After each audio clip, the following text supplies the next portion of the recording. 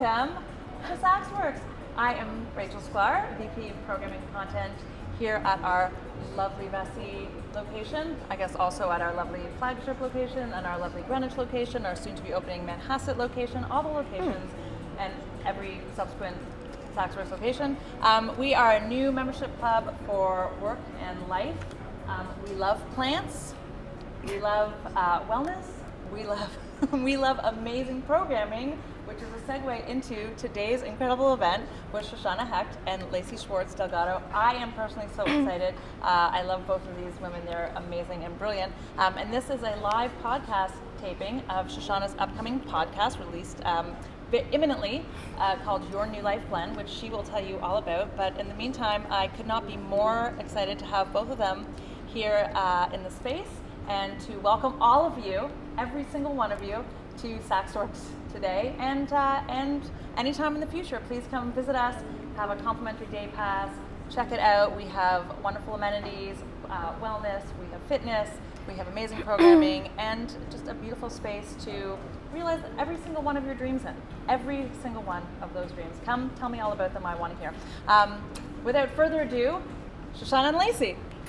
Thanks, Rachel. Well, welcome to taping of Your New Life Blend here at Saxworks. I'm super excited to be here with Lacey Schwartz Delgado. I'm Shoshanna Hecht, the host of the show, which is about living a designed life, living with intentionality. And I'm super excited to have a conversation with Lacey about how she has done that for herself and family. Welcome to the show, Lacey. Thank you. Thank you for having me here. It's really fun to be together.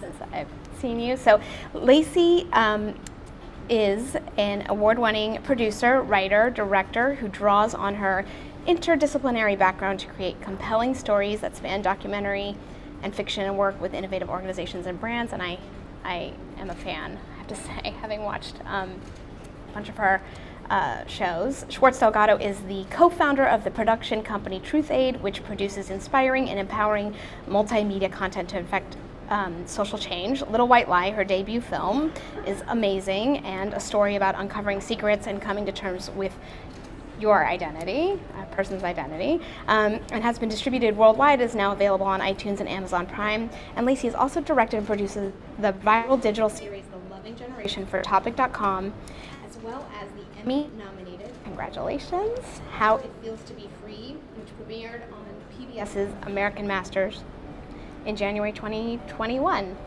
Lacey's a native of Woodstock, and she and her husband Antonio Delgado, who serves in Congress, reside in Rhinebeck, New York with their 8-year-old twin boys. So welcome.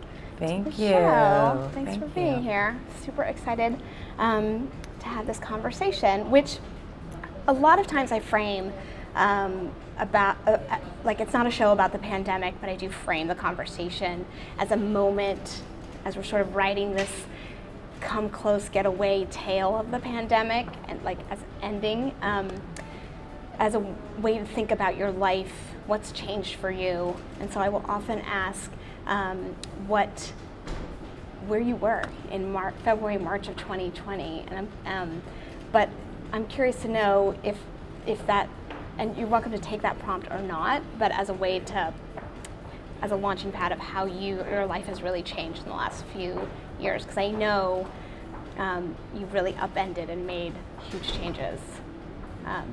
Yeah, I mean, it's interesting because in a lot of ways, I had done my big upending in 2017, and so I had, which we'll talk about, but I had upended in 2017. You know, and it's actually, when I look back at the last 10 years, when I look back at my 20s, I'm going to be 45 next month. And when I look back at my 20s, I went to law school, but besides that, things were pretty stable. Like, not that much changed for me.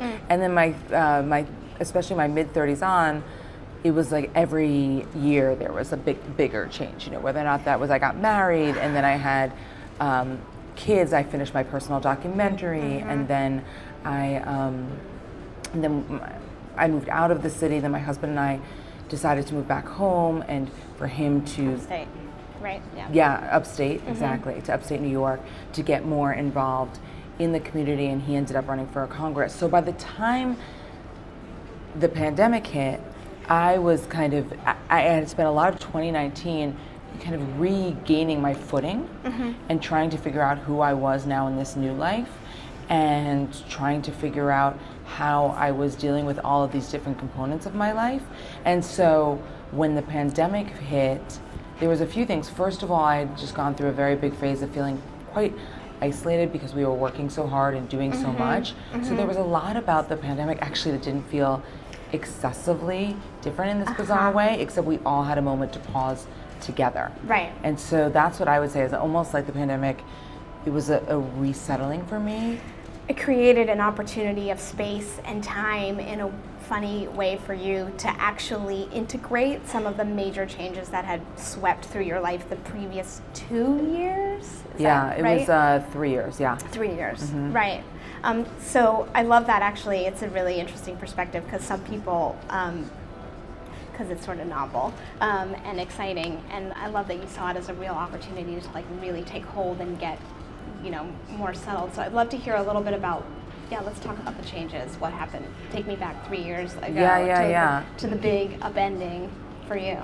I mean, it's funny because now first of all, my husband and I just celebrated our 10-year wedding anniversary. Congratulations. Thanks. And it's definitely a time to reflect and think about, you know, the things we don't realize when we're making decisions like getting married and having children, or even making these big career changes, that we don't realize what it's going to be like. I mean, no one told you that being married to another human being would be difficult at all, right? I mean, it's just the way, I think in a lot of ways people talk about it, like this is what we've been waiting for. Yeah. We don't talk as much about like what we're giving up. Right. In That's those right. moments. That's right. Especially around parenting. I think a lot of those conversations around the pandemic came up more, but I've just been really fully taking in it's such an obvious statement, but how much we give up as parents, you know, and I know it's all about like, usually we talk about it like it's all these things we gain, but there's also a lot that comes with it. Which we do, and there is a lot of sacrifice and loss, especially wants, needs, identity, right? Yes, space, mind space, all of those people things. touching you constantly. Yeah, it's a whole thing. But anyway, so for me, there was sort of all those changes. And then when my personal documentary came out, which I've been working on for 8 years, and I finished it right when my kids were born. It came out a year after my kids were born. Okay. And that's the documentary called Little White Lie. Exactly, So which is be very clear. much about my family and my family's secrets. Right. That came out. And then, you know, it was a moment, it's funny because I think there's a lot of things that we can all talk about in terms of it being very dramatic that's happening within society, right? And in different moments, although they may affect somebody, they may emotionally affect them, the question is, are those moments where you change your entire life? And there is no question that, you know, with the 2016 election, my family and I changed our entire life in that we decided to, you know, first of all, move back to upstate New York, where both my husband and I grew up, and where both of our families still are, and to get more involved in the community.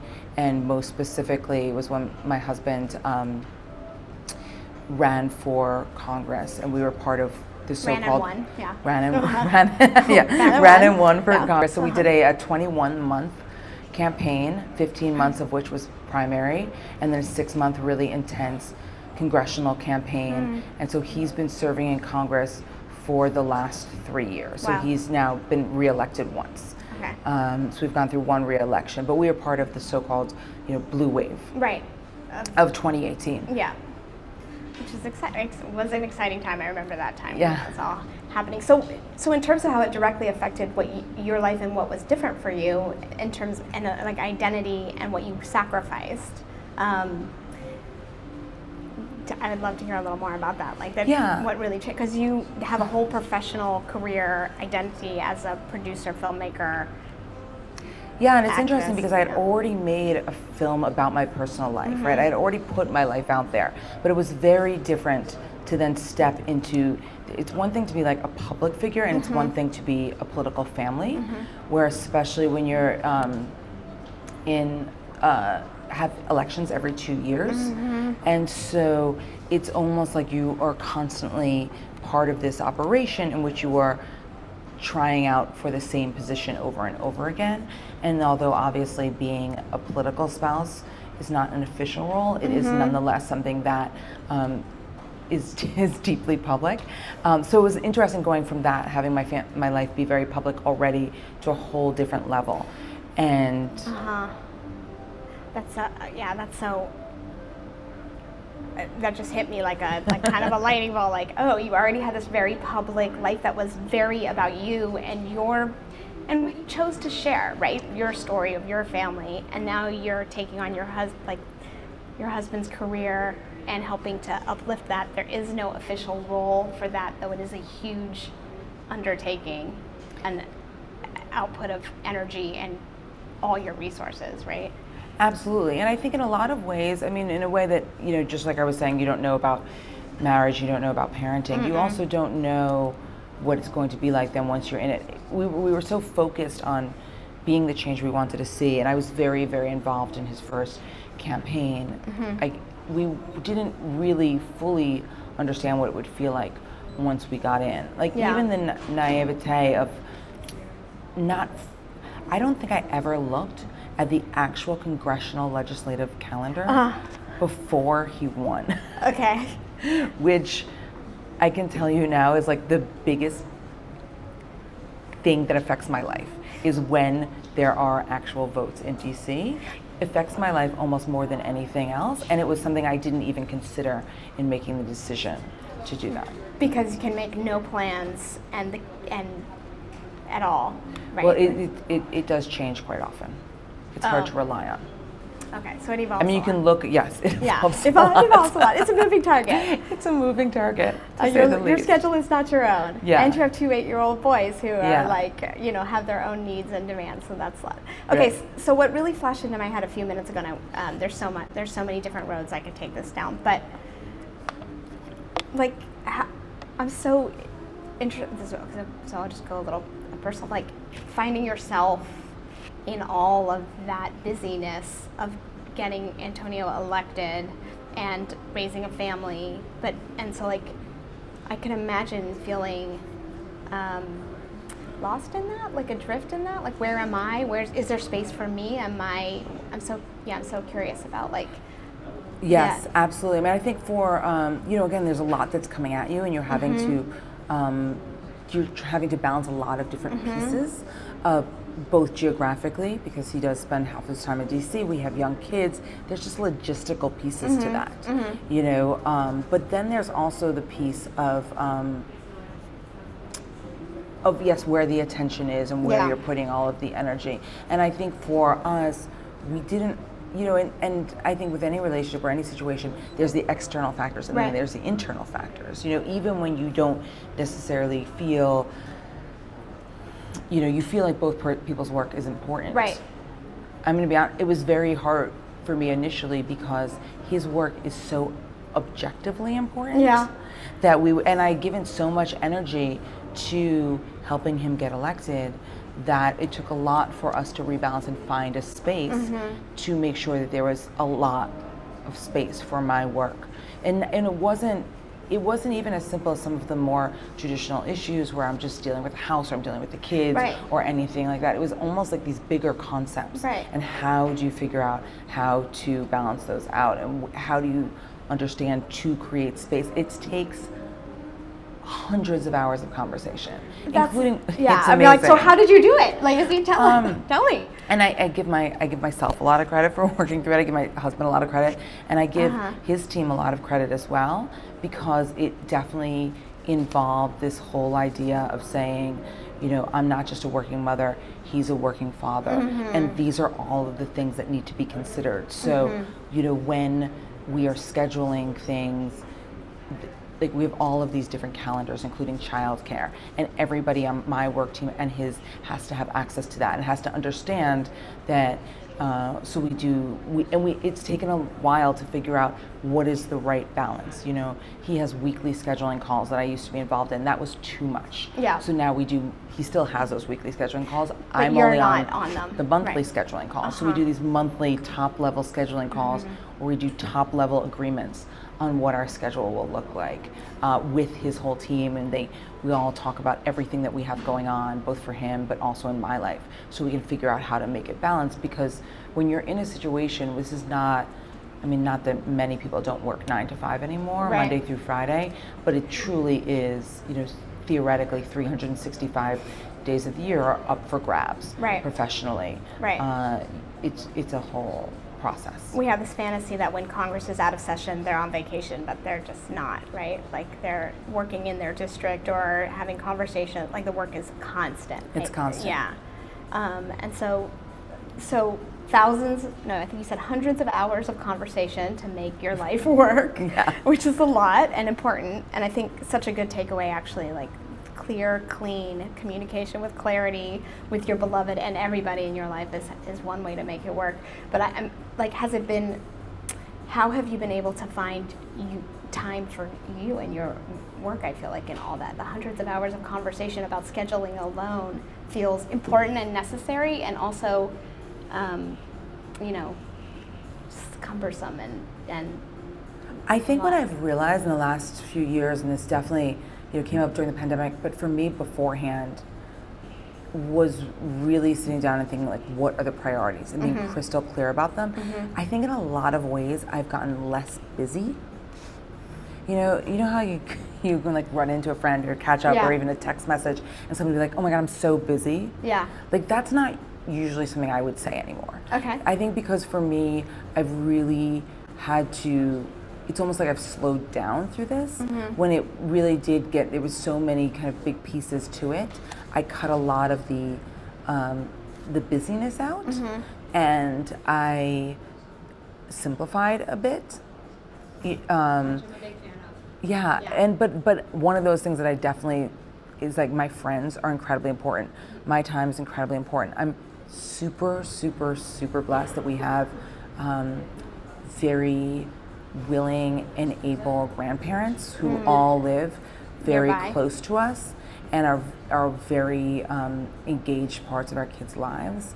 So that literally, it's like the shout out to my mother in particular, who lives 20 minutes away. But like I couldn't do anything that I do, without that. the support of the family, Yes. and the network of the friends. Right. Even if they're not helping hands-on with the kids, just like the supporting of the you, right? Exactly. Yeah. Or like, last month, for instance, Antonio was scheduled, he had to be in DC Monday through Friday for 3 weeks in a row. So he came home on weekends, but he was there Monday through Friday.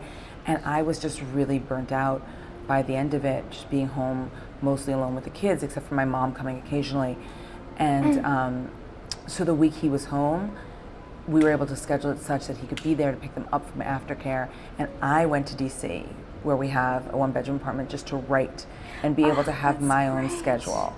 And so I think that's what we've learned how to do. We've learned how to do quality time with us, but not a lot of like box checking time.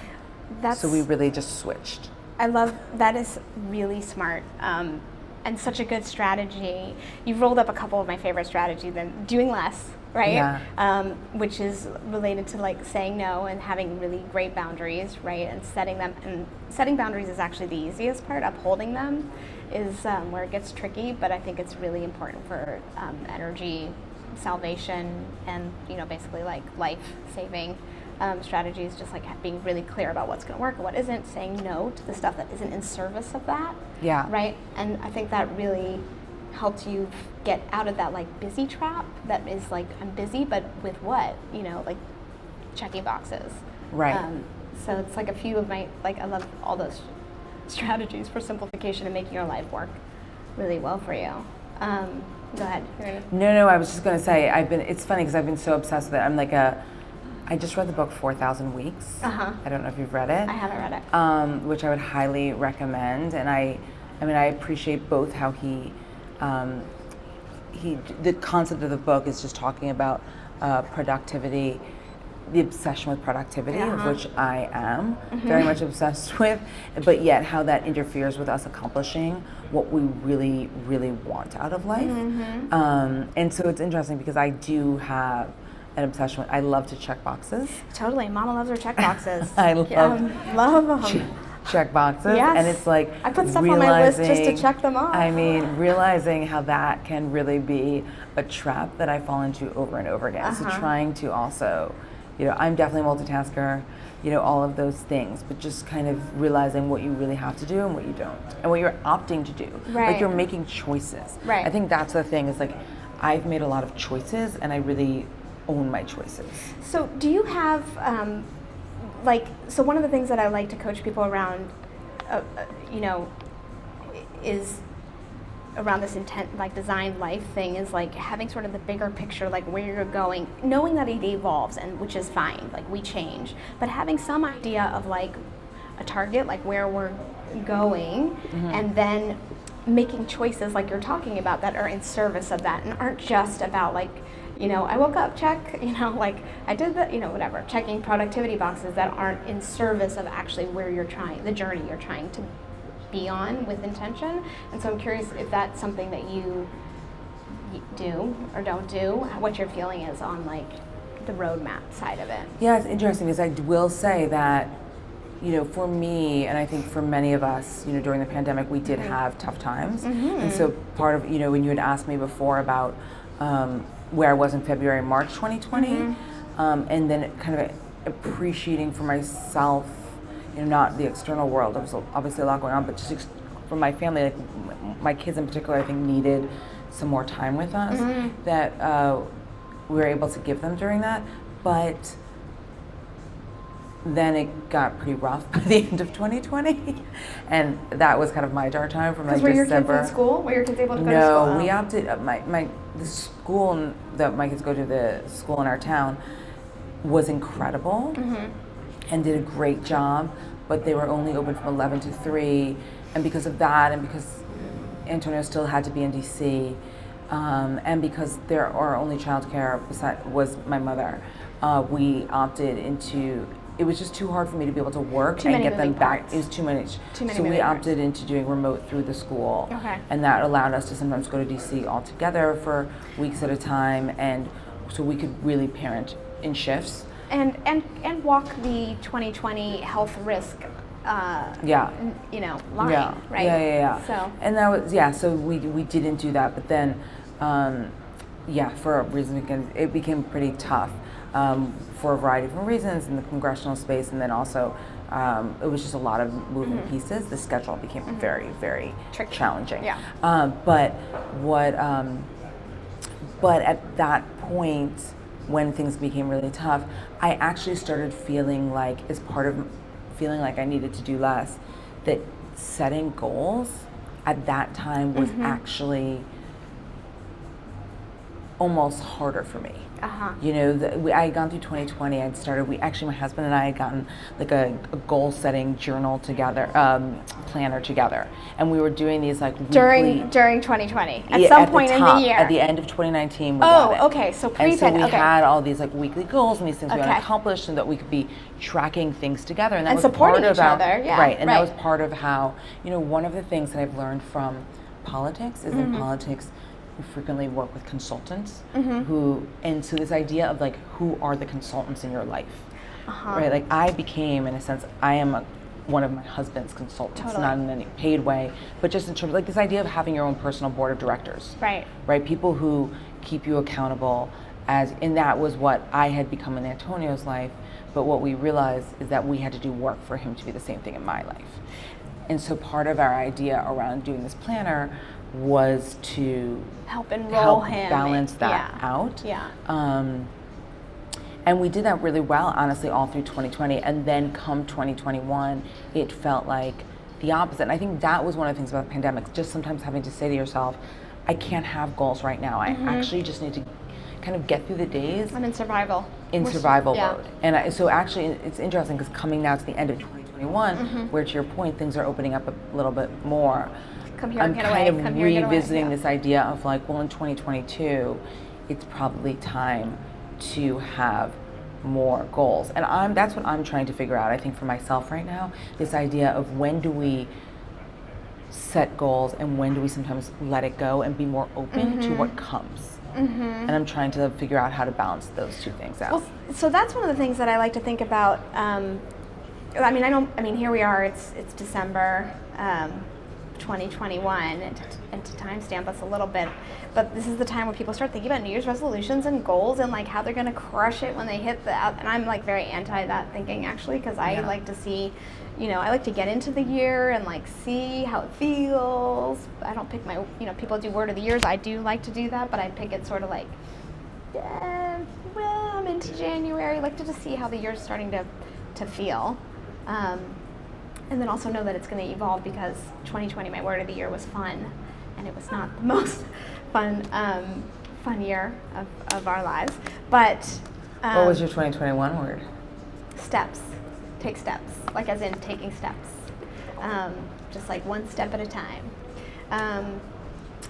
So we'll see what happens. But I think there is this like, the pressure to set goals is upon us, and the way I am sort of coaching around it right now and thinking about it right now is this idea of like, what do I want my life to look like and feel like in 5 years, broadly, without it being so tied to like, I'm gonna hit this thing by Q2 2022. Have it be just a little bit bigger and more of a sense, and play. And then I feel like that gives a little more room to play. And I'm curious to know how that lands on with you. For me right now, I think the way sometimes I look at things is in 2-year cycles. I've kind of like gotten to this space. You're programmed now. I am. It's been a whole adjustment around 2-year cycles, and it is definitely how I think about things. And so, and it's interesting because what I've also, so how that hits me in terms of what you're asking me is, I know that it's almost, I approach things a little bit more, I think, almost unintentionally, a little bit bucket listy, like professionally speaking. Like there are things I know I want to do at some point, and so I'm trying to further those. Professionally, is that what you mean? Yes, professionally, yes, thank you. When I think bucket list, I think, I don't know. It's interesting. I think when I think about bucket list, I think about it professionally. Okay.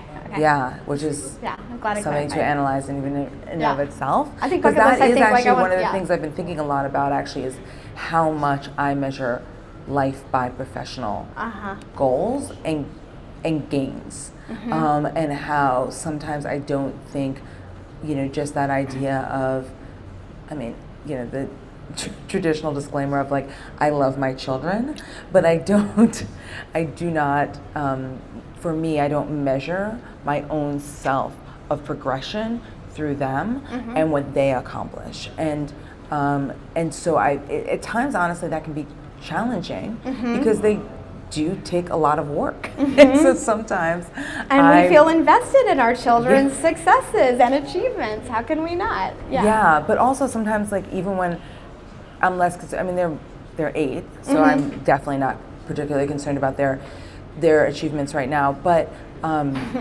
they just take a lot of time and energy. And if that's what I'm not feeling like I'm measuring my own sense of productivity around, it is a really interesting thing, I think, to balance that out as somebody who has always been like very driven and very much, in terms of the goals, the goals we're talking about. So if I say, I want to make these films, or I want to do a TV show, or I want to write a book, or all of these things, then there's a lot of times I dream about having the space to just do those things without any check. And I think I read this great article that I really loved about it's a few years back, I think it was in the Paris Review, about the art of monstrous men, and just about this idea of women, in particular mothers, but women in general who are, kind of deep down wish they could be monstrous men. And that they could just, kind of lock the door.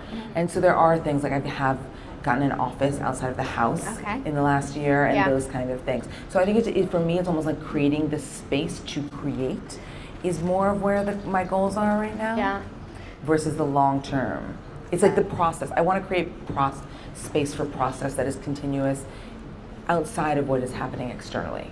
Okay, so to sort of recap, so from like 2016, 17, 18, there was no time for any projects, right? Very little. We did do a project at that time. I have a business partner, and we did do a project, but it was I did work. And at the time I was the only one in my family working, to be clear. Right. Because my husband was not working, he wasn't getting paid to run for office. So I don't was get paid working. to run for office. I was working, but I think there's a difference between sometimes really being able to create, Yeah. like especially from writing scripts or that kind of thing. Right. And then it sounds like the pandemic was a real opportunity for you to say, like, okay, what's the space I need? How can I carve out more room for me and my career again, and also breathe and just get grounded? Is that?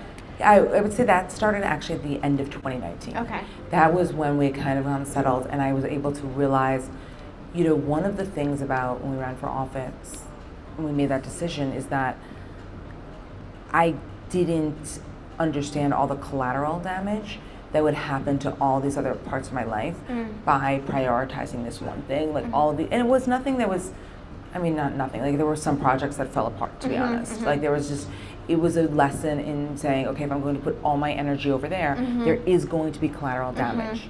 And no one tells you that. Yeah, and I didn't realize it ahead of time. That takes me back to what you sort of opened with, like how much you sacrifice being a parent, getting married and having a parent. That's a nodding head over there. Right. Right? Like the no one tells you, because I think if they told you, you wouldn't do it. Like we wouldn't do it, right? Maybe. Maybe. Because I think you might do it. I don't know. I'm kind of into talking about it more. I think that you maybe do it. You just eyes wide open. Listen, it is what it is. There's like no doubt. It just takes a while to be like, oh, right. I realized that happened, and now I have to backtrack. And I have to fix some things, and obviously if you have that hindsight is incredible, but it's also, listen, we can't figure everything out, right? So it's, I do believe in this idea of just moving forward, even if you don't have all the pieces worked out. I think that's right. And just also give yourself the grace and space to know that it can evolve and change, and you can course correct. Life is a series of course corrections anyway, and so the more open we are to that, the better. But it sounds like that's really been a couple things I'm hearing in that there's been a real pandemic. There's been a real opportunity through the pandemic for you to recalibrate, right, and find your way back. Like, okay, how can there be more creative time and space, and how can I figure out what I'm going to do next and how I'm going to do it? Getting an office outside of the home, as an example, taking the time. Yeah. And there's also, I think there's one thing that was very important for me in the last 2 years, was the summer of 2020. There was, kind of, not that Black Lives Matter wasn't already a big thing, but that really the increased conversations about race in the country, the majority of my work as a Black woman, a majority of my work deals with other Black women and conversations that are relevant to Black women, and so work changed for me a lot. So part of it was that work changed a lot. And I think when you look at the entertainment industry, I think with anything, there's still a TBD on and how all of these things will settle out. But what I can say, there's no question that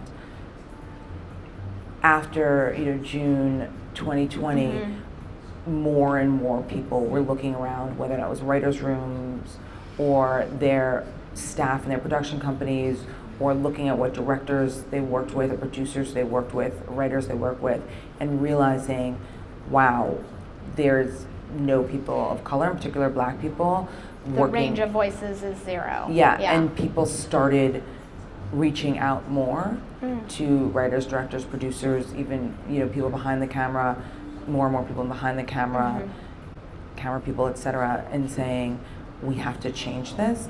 And so work for me changed pretty significantly after that, that I started getting a lot more calls to do a lot more work. And so that, it was amazing, but it was also really, it was great. Yeah. But obviously at first it was a little bit confusing about how to really view it all. But it just changed things. It actually helped. It helped actually rebalance my husband and my relationship around work in a way. Like when I started talking about this idea of objective importance for what he does, and all of a sudden there was kind of more of a demand for my voice in spaces around various work. And so there has been more incoming in that way. That has been really interesting to see also how the marketplace is looking for more creators of color. Right. So that has also been a really interesting dynamic in the last 2 years. It's interesting. It makes so much sense to hear you say it. That it was so welcome and necessary and needed, and at the same time, it was also like a trip. Like it messes with your head. Like you go from having to like really, the word's escaping me, but like really on the grind for work that is important, and then all of a sudden it's starting to come your way, and it's like, this is what I've been saying. Right? Yeah, because there was a lot of, there was projects where people were already on the road with it and then looked around and thought, we better make some calls. Like this is, and you could, different people could point out that might be problematic or not. It's neither here nor there in a sense. People could have that conversation. I'm not saying it's not a valid conversation to have, but it nonetheless what was happening. People were realizing what they were realizing when they were realizing it, and that's what was happening. Right. And so it's been, I think for that has also really changed a lot in a way that was also helpful in terms of the rebalance. That's right.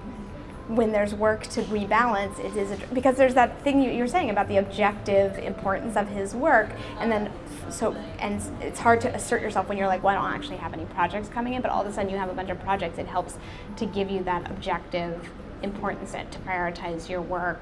Right. Not that you should need it, but sometimes we do. Yeah. When there's this imbalance in partnerships. Right. Like How It Feels to Be Free, one of the projects you talked about, which is a documentary about Black female performers and how they were activists on and off the stage and screen. We've been working on that project for 5 years, and coincidentally, the people we did it with, including American Masters, were supportive from the very beginning. But a bit coincidentally, actually, our funding finally came in.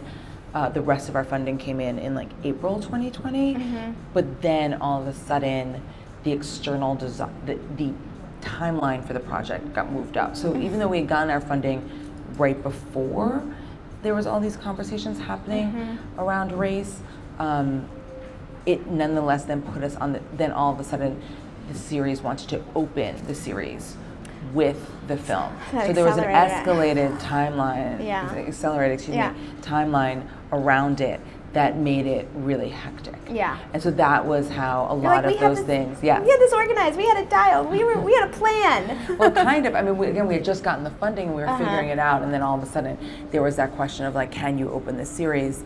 And it ended up being great. Really proud of the film and everything that has happened with it. But that it was those kind of things where all of a sudden there was urgency around some of the projects that we had already been working on for years, that their urgency did not exist before. Right. For better or for worse. Yeah. Like it's right. Crazy. It definitely it took us years to make that project, and then all of a sudden there was incredible urgency around it. Right. We're coming up on time. Yeah, I do want to ask for questions, but I also want to speak to one more thing that you said, which is the idea of productivity. And I think one of the things that sounds like you really did was define productivity, what it means to be productive. You're starting to play with like what it means for you versus outside pressures. Does that feel like a change? Kind of. It's interesting because I do think I both do my own projects and also I collaborate with other people, right? Projects come to us as well. And so sometimes it is about, when things are coming in. Right. And so there has been we've definitely been leveling up in a large way.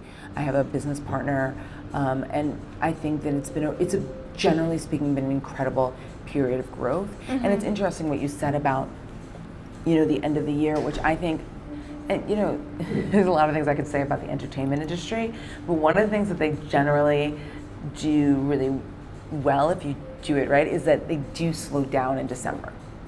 Like we tend to slow down in December. Like, studios, agencies, people close. They actually close for a full 2 weeks. To celebrate the holidays. Right. And it really shuts down. Not to catch up. Right. To celebrate the holidays. To shut down. Yeah. And so it is interesting that I feel like actually my business partner and I are finally catching up to that this year. And last year I was not in that position. I remember I had all these deadlines at December 23rd, and it was quite stressful.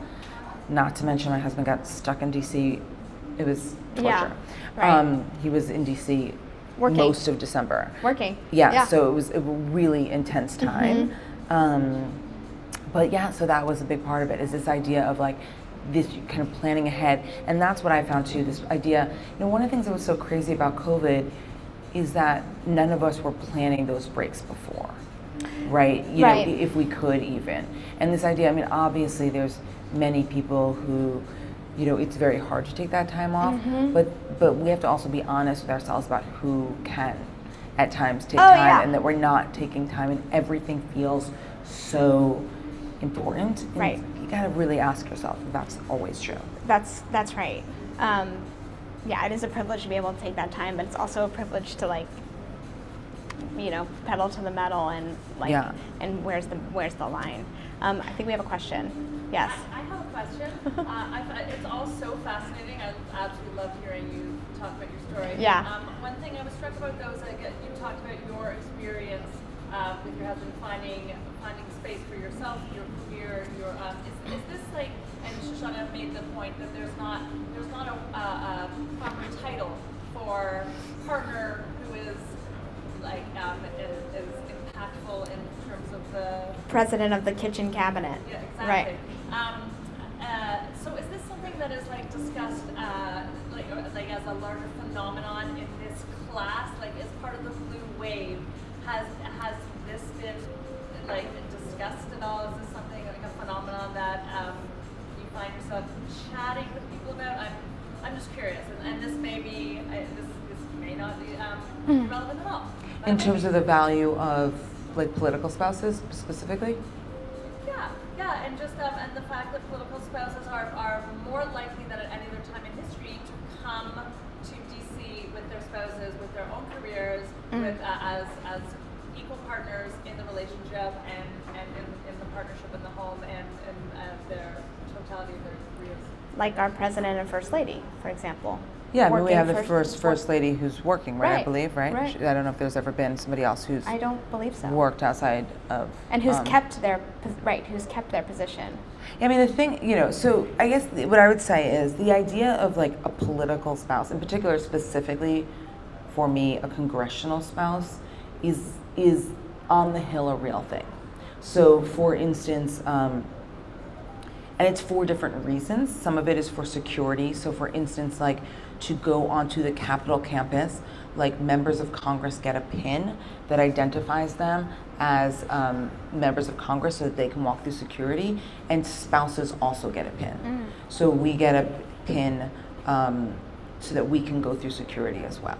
So there's things like that is like we are actually up. So there's, what life is like on the Hill, and then there's what life is like back home. And I think one of the things about, in particular for Congress, is that there is these kind of two lives. There's back home and then there's on the Hill.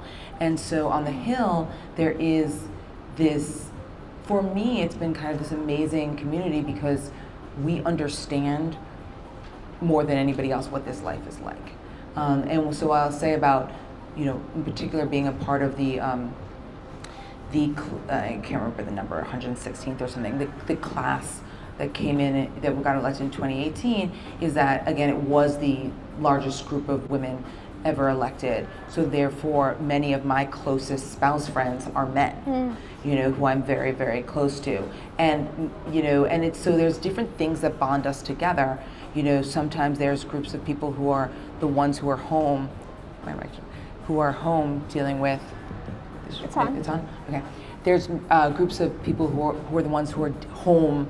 If you don't move to DC, if your family doesn't move to DC, then who is home with the family? I know many men who are that person. And so we have these conversations all the time, and we've had a lot of conversations internally around, is that different for women than men? In terms of how has it affected their career, et cetera, et cetera. That is a conversation I have all the time. So I would say that, there's this kind of internal way that it deals with on the Hill, where on the Hill it is quite recognized that we do have our own internal organizational system. We do have an actual club called the Congressional Club, which is just became a nonprofit that is it's actually more than it's even supposed to be bipartisan. It's a nonpartisan club for congressional spouses, both the House and the Senate. And actually this year we have our first ever male president of the club, who is the husband of Shelley Capito Senator from West Virginia. So it is a club that really is about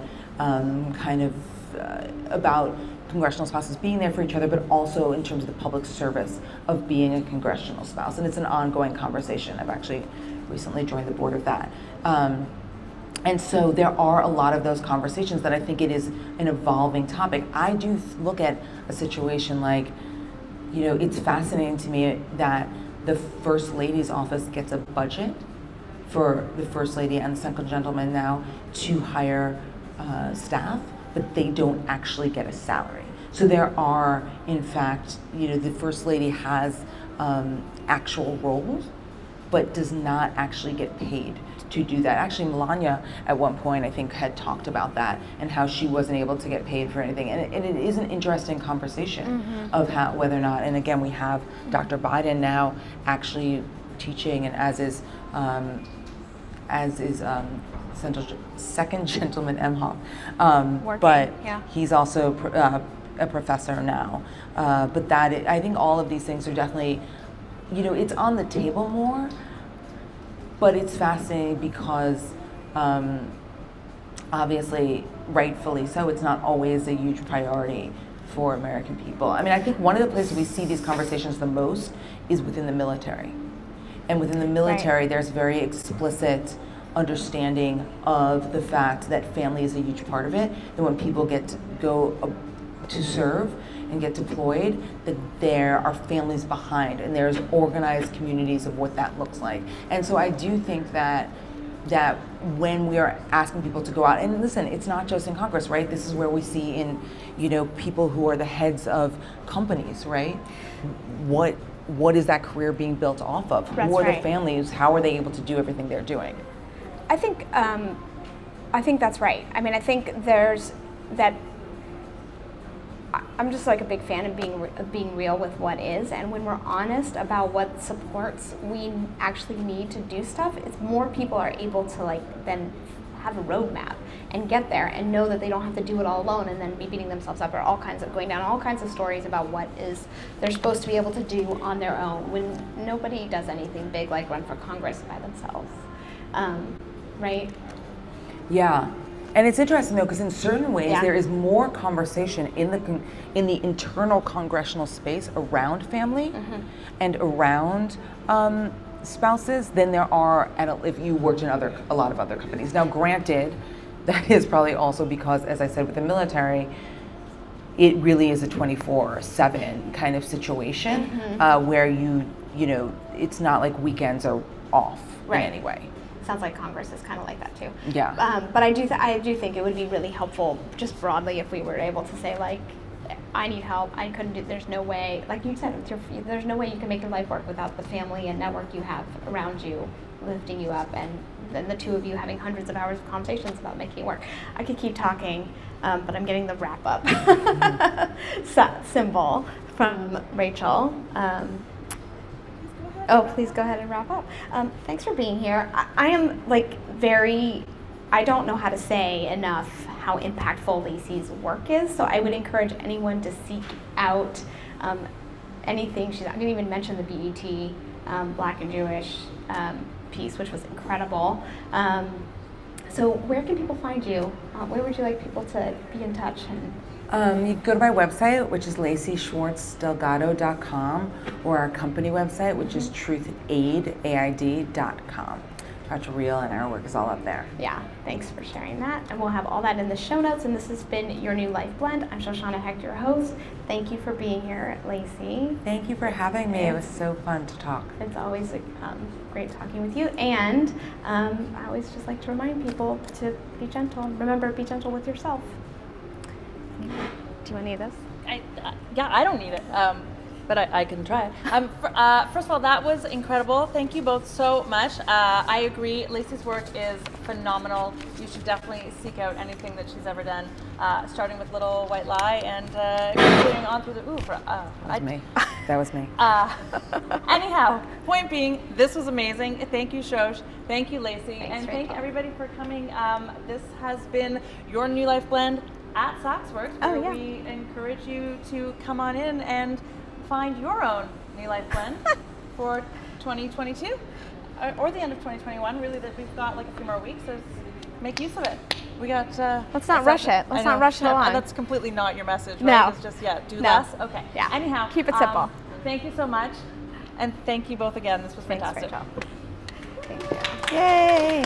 I'll do that right now. I'll do that. I was like, is this thing on? I know, because I'm thinking it wasn't, and then I definitely turned it off. I always act like an idiot, so good looking.